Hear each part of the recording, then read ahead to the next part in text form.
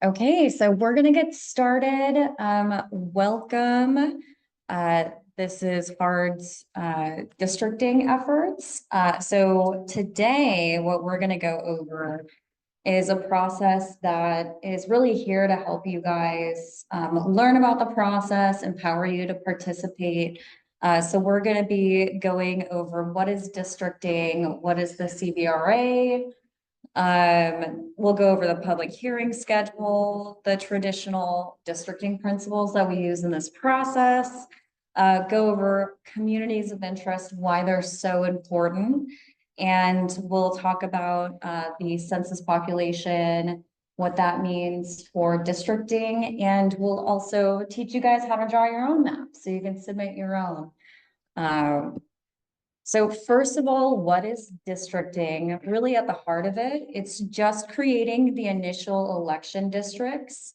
And it really determines two things. So one, it determines who's eligible to run for that seat.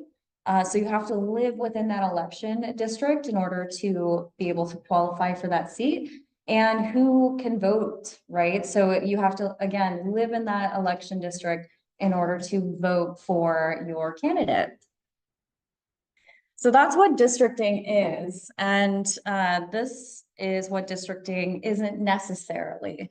So first, how the board decides to govern. So often folks are worried that it's going to silo each election district when the board still has the opportunity to work together on district-wide programs. So it's not just, only in their election district, they're only focusing on that. And then, of course, it's not going to change the services provided. Those aren't going to stop or change for any reason due to districting. So this really only impacts how the board is selected. And then the California Voting Rights Act, it's essentially why we're here today. This was a law that was passed in the early 2000s that prohibits at-large election system if there's evidence of racially polarized voting occurring. And racially polarized voting is when there's groups of protected classes. So in California, the three most common protected classes are Asian Americans, African Americans, and Latinos. And if there's evidence that they're voting cohesively and they're not able to elect their candidates of choice, then jurisdictions all over the state, including special districts, need to convert to districted elections. And there's also, so you guys are probably familiar with the Federal Voting Rights Act. That's different than the California Voting Rights Act, but they have similar spirits. So in the Federal Voting Rights Act, they use the term majority minority district in order to determine, or I guess like their standard of vulnerability. So that means if there is a population of a minority class who's large enough to be be a majority in an election district, then the jurisdiction might be obligated to keep that protected class together when districting.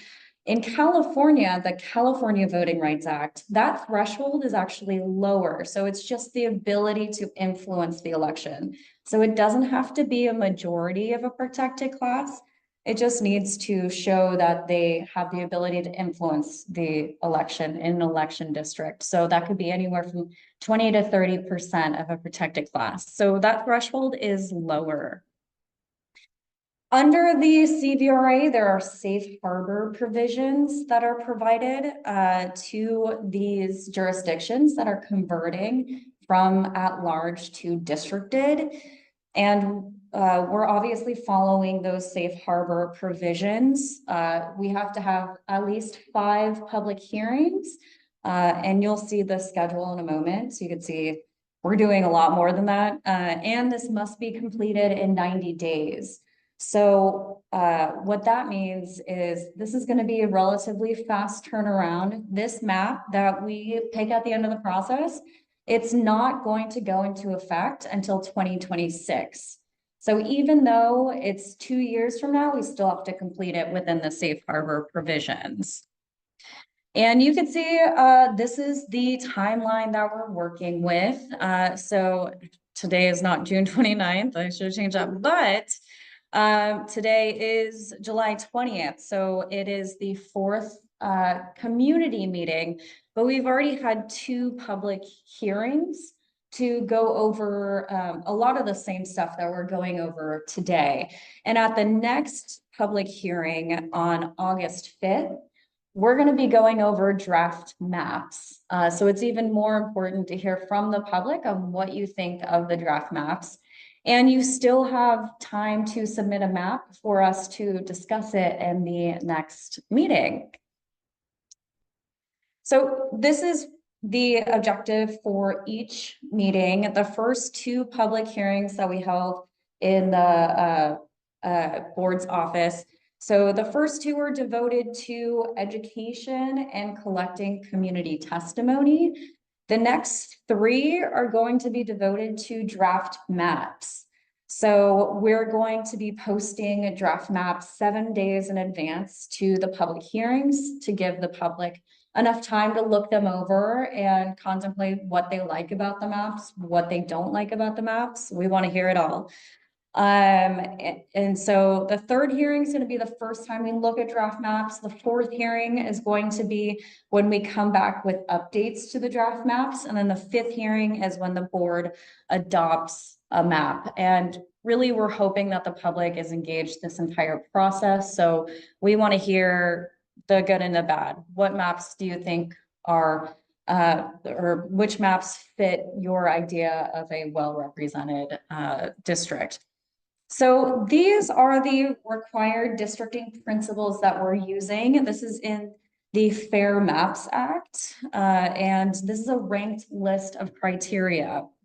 So first on the criteria list is each election district needs to be relatively equal in population.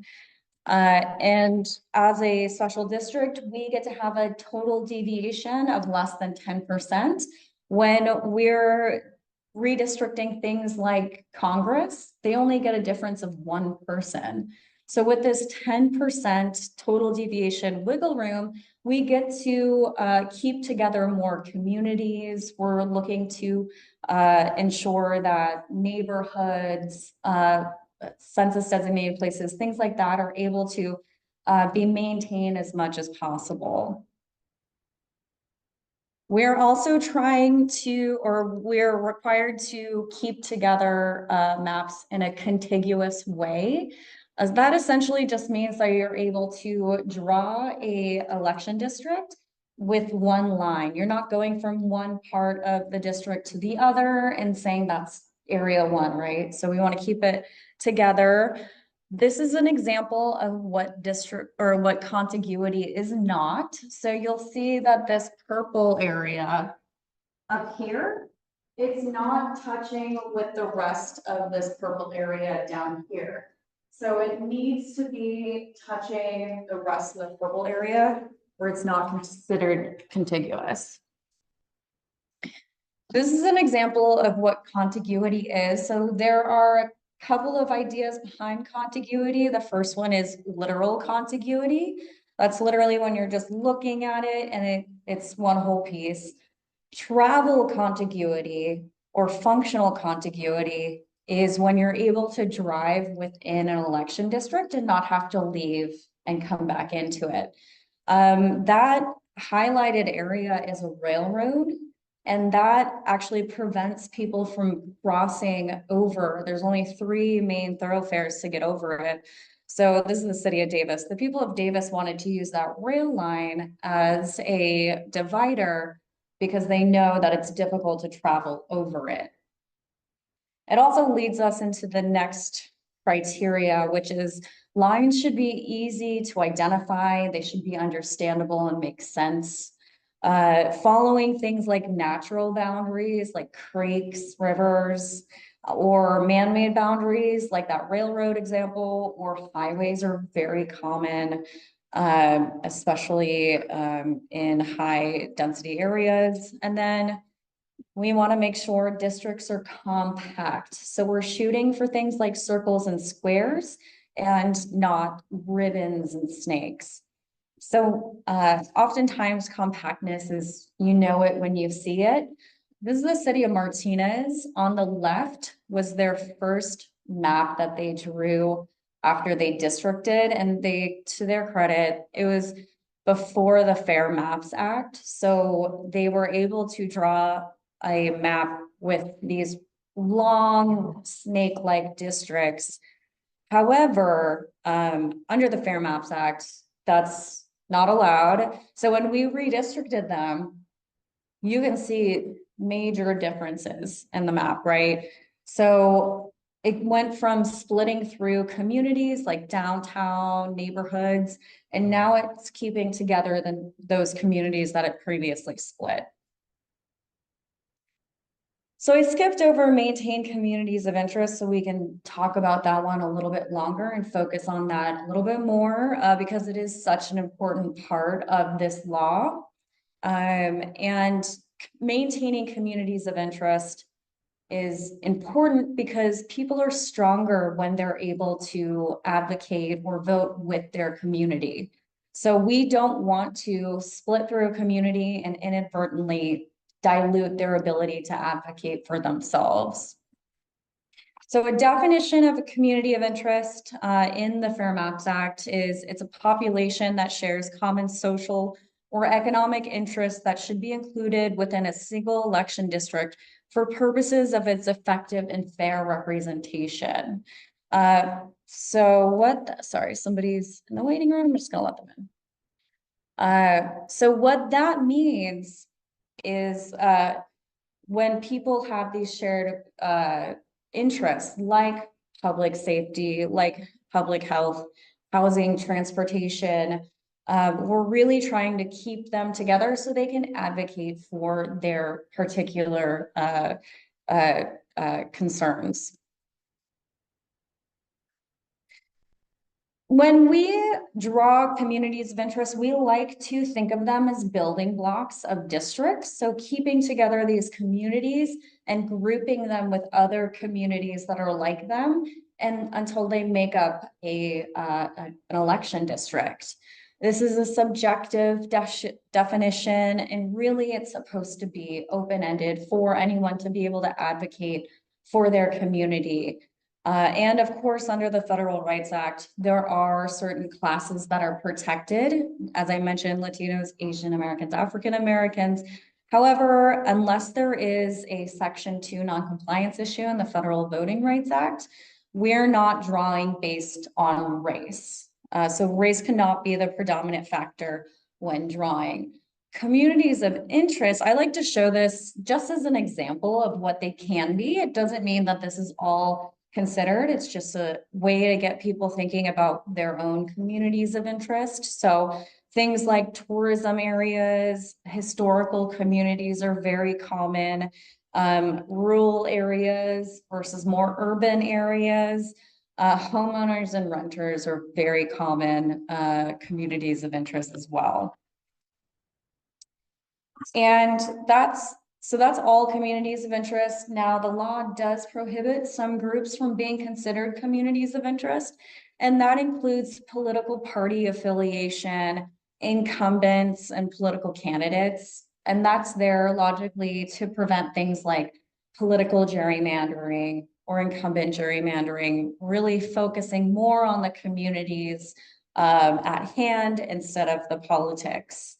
And then, of course, this next part, it's not prohibited under the law. It's just really difficult, if not impossible to draw. So groups of similarly minded people who do not share a geographic location.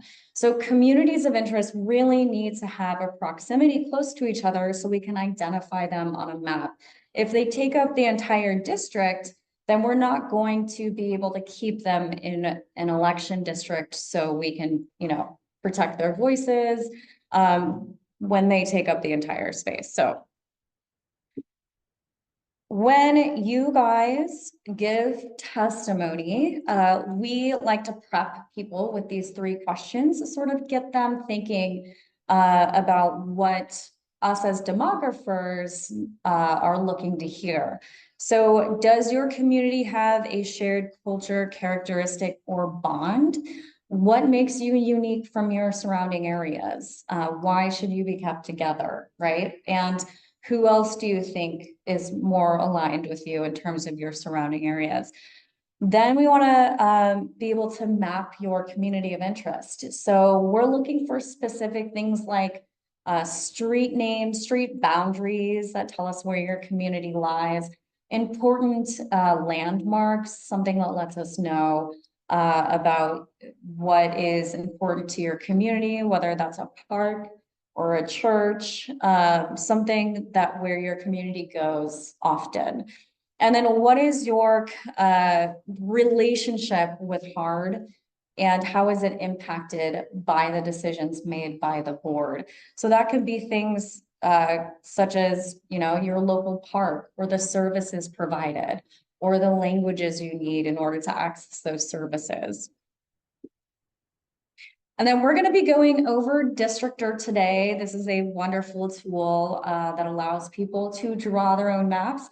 It was created by researchers at Tufts University with the intention of getting the public involved in the redistricting effort. So this is created to really get the public to submit their own maps in a way that's intuitive to them. So it's very user-friendly.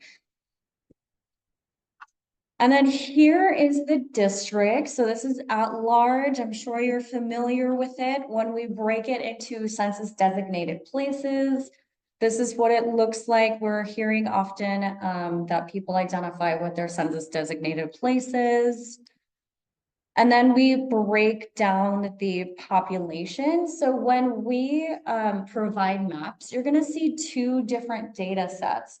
So the top data set is the US Census population, and the lower data set is the citizen voting age population. And they're both used for two different reasons in this districting effort.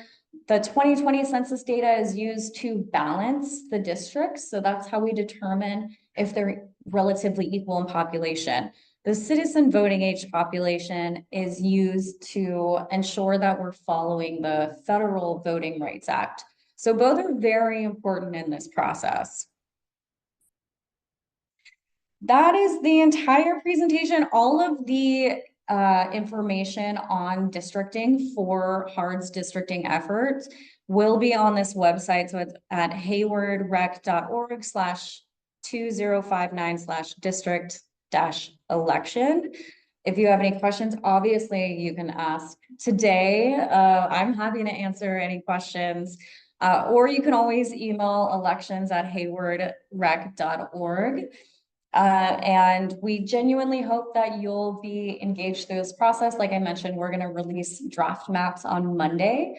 So I would love to hear what you guys think of those maps. And of course, would love to see maps submitted by you guys as well. So that was a lot of information. If you have any questions, I'm happy to go over them. And I will be sharing how to use Districtor as well, but I'll take questions first. Yeah. The question I asked Thomas when I walked in, we currently have 5 directors. Mhm. 3 of them live in Castro. Mhm. So assuming that Castro Valley becomes a district of some sort, how do we get from 3 in Castro Valley to 1? Right. So as I mentioned, we don't consider incumbency. So, and it, Castro Valley, one of the instructions I've been given is to keep together census designated places as much as possible. Castro Valley is just a bit larger than an election district. So there is a chance to keep most of Castro Valley together. So I'm assuming Castro Valley is going to be almost its entire district, right? So if there are 3 people living there today, then there probably will be 3 people living there when the map is chosen. And it will mean that only one person from Castro Valley will be able to have that seat. So they serve out their term? all board members will serve out their 4-year terms. That this districting effort does not stop anyone early from finishing their term. So when the map goes into effect, it's going to start in 2026, and there are 3 seats up in 2026.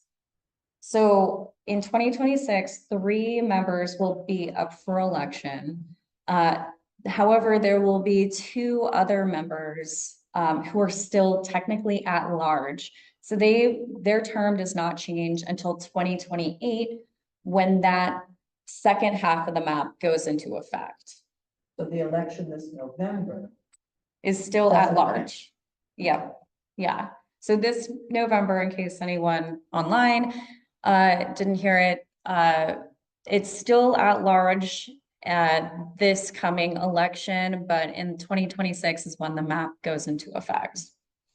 And then we do have a question online. So Dave, I'm going to unmute you or ask to unmute you, and you can ask your question. Hi, thanks. So actually, one of my questions was what was just asked, so I wanted to I can't hear understand. you. Sorry, Dave. Can you Ooh. say that? Okay, I can hear you now. Can you say it again? Hello? Yeah, so the question that was just asked was one that I have. So thanks for answering that. The second question I have is, to understand the timeline, if we were to submit a map, it sounds like we might have a deadline of around July 28, which is 7 days before August 5, to be considered. Is that correct, or should it be before July 28, or something after July 28 would still be okay? So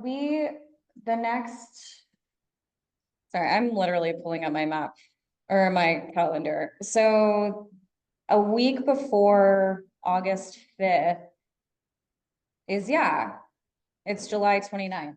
Oh, so you're not supposed to map till July 29th. So yeah, so if you send in a map before July 29th, and I kindly ask you to do it the Friday before then we'll be able to get it on the website for it to be considered at the August 5th meeting. Okay, sounds good. So I expect that I will, I've submitted some maps, but I wanted to submit an explanation of the maps in writing. So I will have that in by then. Okay, perfect. Thank you, Dave. The second question I had was, so this process all started out because there was, my understanding, there was a letter sent by Scott Rafferty that was threatening a lawsuit. And then I saw a memo that just said that that exists, and that was the reason for starting this process. I'm wondering if that letter could be posted online. And what I'm specifically looking for in there is, was there actually any evidence of racially polarized voting or any other evidence that was put forth? The sentence in the announcement just said that there was the possibility of something, but not really any evidence. So I'm just interested in seeing that to help understand the context of this whole effort. Is that possible? Yeah, is the letter posted online? It should be. Yeah, I'll post it. It's on the board calendar currently, but I'll post it on the district website, on our district election website. The letter itself is a notice of possible violation, and not a violation. So it is a little bit trickier on that end. But those will all be posted on. Yeah, and to sort of expand on Thomas's explanation, in California, it's a really low threshold in order to prove that. Pretty much the most financially prudent thing to do is to go along with the CVRA conversion. There's no jurisdiction that has beaten a claim. And the city of Santa Monica, they've been the one fighting their claim for years now, and I think they're at like $25 million in legal fees. So this could really rack up millions of dollars in legal fees that go to the plaintiff. So oftentimes it's just financially prudent to go along with the letter. And hopefully that answers all of your questions on that. So I'm gonna go back and mute you, Dave, if Yes, that's thank you. okay. Yep, great. And then any other questions? Okay, do you guys want to learn? Oh, yeah. Decide which maps or which map is valid. Is there one person or is it me? Yeah, so in terms of what I do, I'm the demographer and there are guidelines that we have to follow by law. So obviously we went over the Fair Maps Act requirements.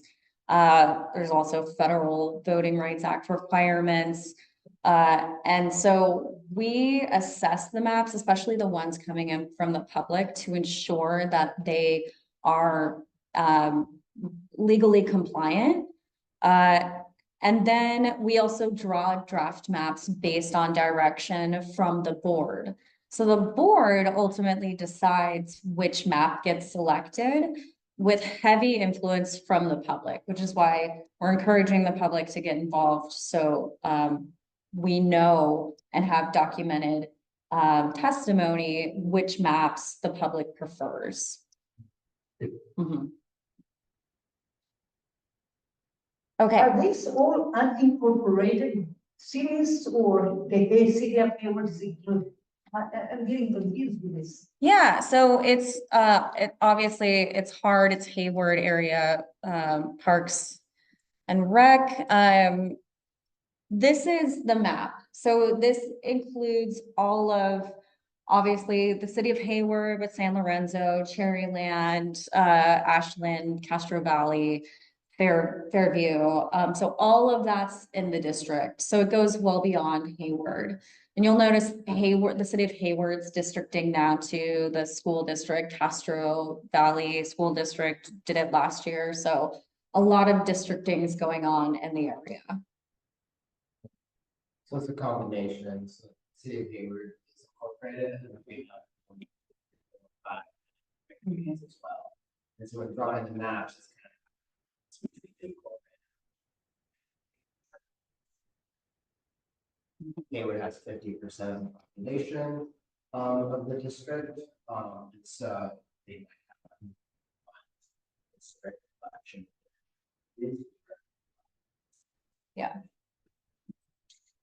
So I'll go ahead, actually. Help me. But ultimately, we end up with 5 districts because we have 5 directors. We will have 5 districts because we have 5 directors. That's correct. So there's no plan to increase the number of directors. No, and I think that would be oh, it's right there. Oh, perfect. I think that would require a different vote. So we're just looking at it as is, without further complicating it, especially because it's a 90-day quick turnaround. So I'm going to go over Districtor now. This is the website that helps you draw your own map. Oh my gosh, don't look at how many emails I have open. So it breaks down a lot of the things that we mentioned earlier, you know, how maps need to be drawn. You have the ability to draw 2 different types of maps. So you have the ability to draw a districted map with all 5 members, or you can draw a community of interest. When we scroll down, we get the public gallery, and these are the maps that have been submitted by the public so far, and these are considered communities of interest. Scrolling down. And then works in progress is where you save your map. This is not considered public testimony, but it's where you can come back and think about the map that you want to submit. So once you submit it, we can't delete it. It's okay if you submit, it's more than okay for you to submit more than 1 map, but just think about, you know, which map is going to have the most impact, or which map do you want to have the most impact. And it's always great for you to follow it up with a email to us or testimony, letting us know why you drew the map you did. So let's go ahead and draw. All these maps will be presented. Yeah. They'll be part of their packet.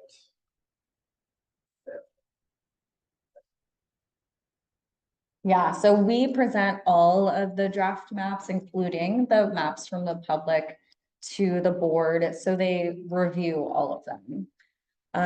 Now, when we draw, so this is a community of interest map. It's more colorful.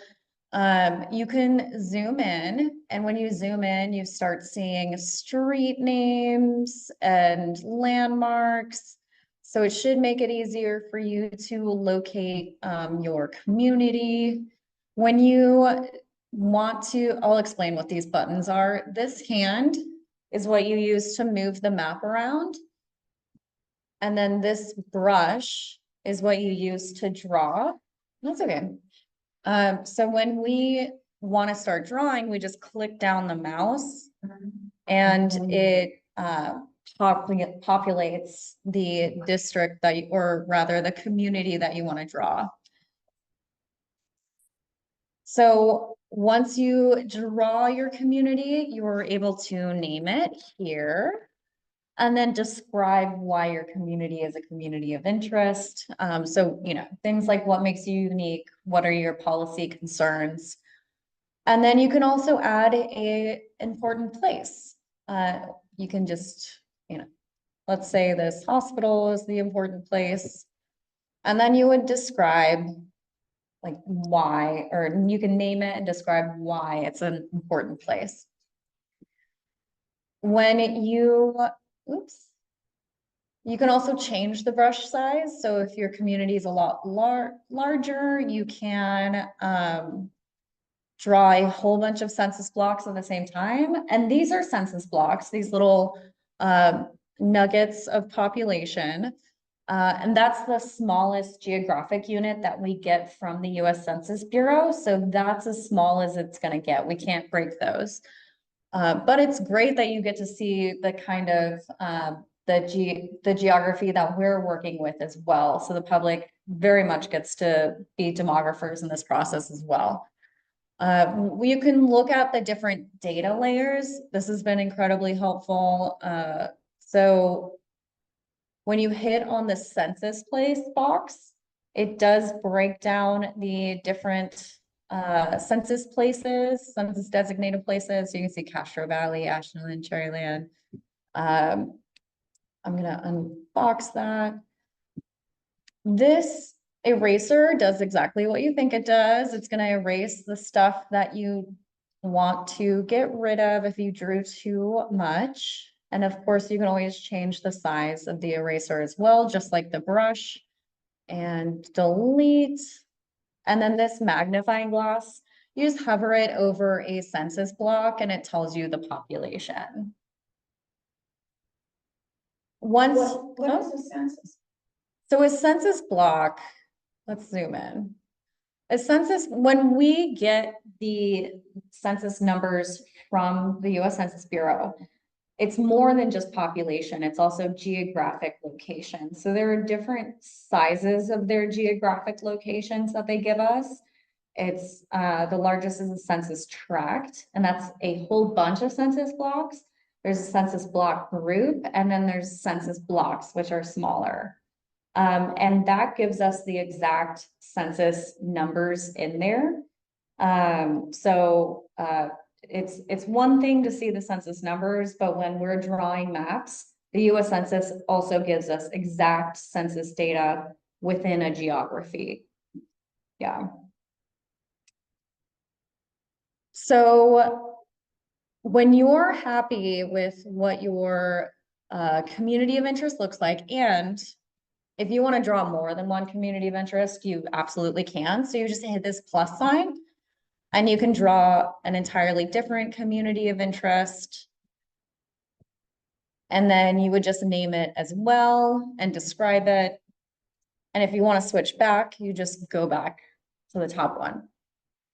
When you're happy with how it looks, you just hit save. And then you can name it. You can either name it after yourself, or you can name it after your community, or you can leave it anonymous. And then you hit share now or work in progress and come back to it later. I'm not gonna share now. So that's how you draw a community of interest. Let's draw a districted map real fast. So you can see it's a little different now. It's in black and white, and that's because we're going to be drawing 5 different districts with 5 different colors. You could still zoom in and you'll be able to see the different street names. The census place is a lot more helpful in this one because it gives us, an idea of what or where we are. So when we want to draw a districted map, we make sure we have a color and we just start drawing. So let's see if we can capture Castro Valley above the freeway and see what the population is like. And when we do that, it shows us the population down here. Now this line is the ideal size. And we are shooting for about 62,000 people per district. So let's get to 62 so we have an idea of what that looks like. And that's pretty close. So at the maximum deviation is down here and it tells us that we are 1.28% away from the ideal size. So let's just keep that as a district. And I recommend that once you're happy with your district, hit lock already drawn so you don't inadvertently draw over what you just drew. And we're going to select a different color and we're going to then start populating. And I'm just randomly hitting, trying to get to that ideal size. You can see where the populations lie, right? So when we do that, we're just over 62,000. So it tells us the deviation here is just under 2%. So in order to calculate the total deviation, we take the lowest deviation and the highest deviation and add their absolute values. And here we have a deviation of negative 1.3. Here we have a deviation of positive 2. So it would be 3.3, right? That's what I said. Would be the total deviation for this only 2 districted map. You look confused. No, I'm just kind of looking at the Castro Valley is so huge. I Yeah. think wanna make them equally like with communities and things like that, people. And you're making Castro Valley and Fairview big.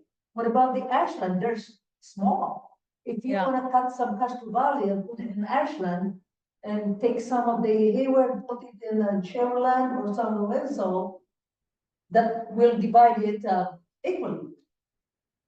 Yeah, I mean, I would love to see a map drawn by you. If you want to use the tool, I would, yeah, I highly recommend that you draw a map.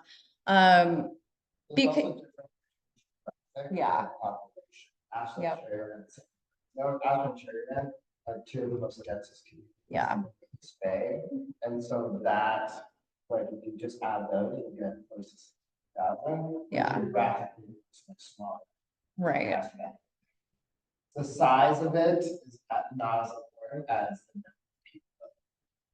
Yeah, and just to give you a sense, just Ashland, Cherryland, San Lorenzo together, it's over 70,000 people.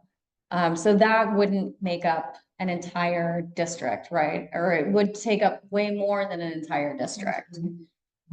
So when we think about balancing the population, it's entirely based on population and less on geography. Geography is good for us to know in terms of where the communities are. So now that gives us a total deviation of well above 10%, so we'd have to change that. But let's just say we've created a district and map and it's under 10% total deviation and it follows the Fair Maps Act guidelines. We would just hit save. And it would be considered community of interest once we share it to the gallery. So again, we would share this map to the board and potentially use it as a draft map. And we always encourage communities to select maps drawn by the public too, as long as it follows the guidelines. And if you're curious, there is a way to assess the map just by looking at the citizen voting age population and the total populations too. It's just a great way to sort of nerd out about population data. And you could see the breakdown. Again, the citizen voting age population is used for the Federal Voting Rights Act aspect of things. So that's an important data set to include in this as well. So that is how you use District.R. Do you have any questions?